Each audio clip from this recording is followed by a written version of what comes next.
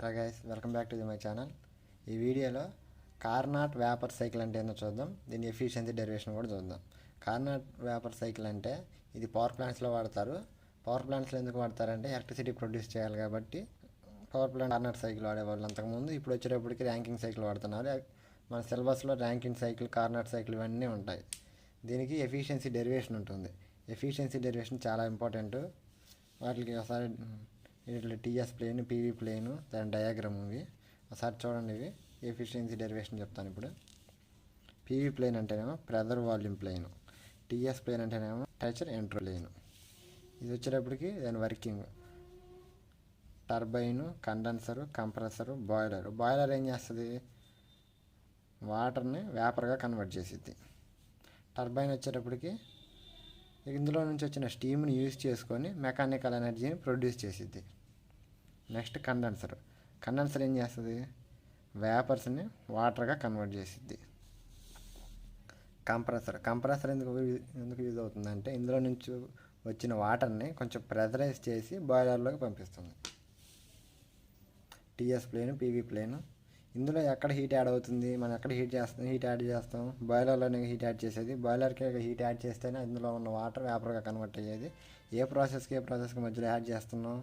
2 to 3కి heat add చేస్తున్నాం. మళ్ళీ ఎక్కడ హీట్ రిజెక్ట్ అవుతుంది? హీట్ రిజెక్ట్ అయ్యేది ఎక్కడ? 4 to 1 కండెన్సర్ కాడ. కండెన్సర్ అంటే ఏం చేస్తుంది? అది వేపర్ నుంచి వాటర్గా కన్వర్ట్ చేస్తుంది. అంటే హీట్ రిమూవ్ చేస్తుంది. అది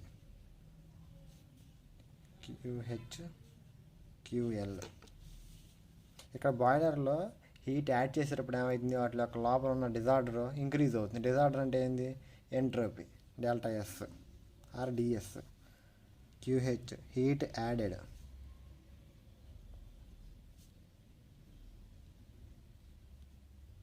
heat added is equal to QH is equal to TH into DS. TH అనే టెంపరేచర్ని మనం యాడ్ చేస్తున్నాం.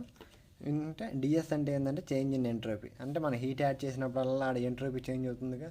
అంటే ఎంట్రోపీ అంటే ఏంది? The measure of disorder of a molecule. మన హీట్ అప్లై చేయగానే అందులో ఉన్న మాలిక్యూల్స్ స్పీడ్గా రొటేట్ అవుతుంటాయి. అవి DS. Next heat rejected.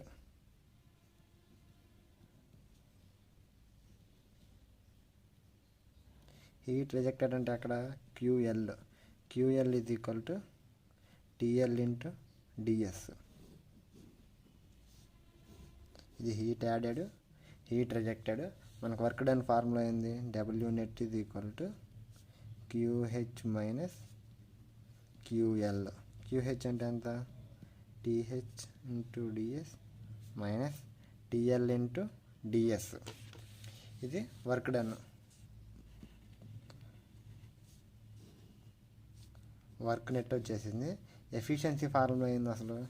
Efficiency ఏటా is equal to W net by heat supplied. Heat supplied అంటే మనం ఎంత హీట్ అప్లై చేస్తున్నాం? TH అనేది యాడ్ చేస్తున్నాం. అంటే హీట్ సప్లైడ్ అంటే ఇదేగా. W నెట్ అంటే ఏంది?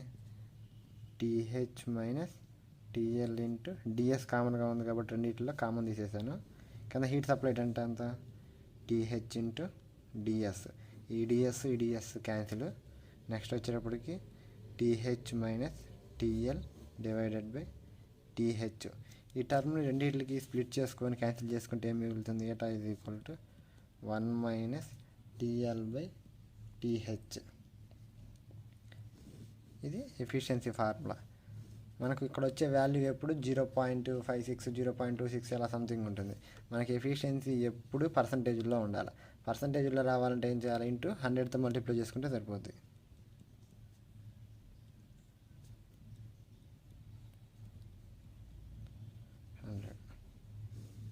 ఇది efficiency of A Carnot cycle.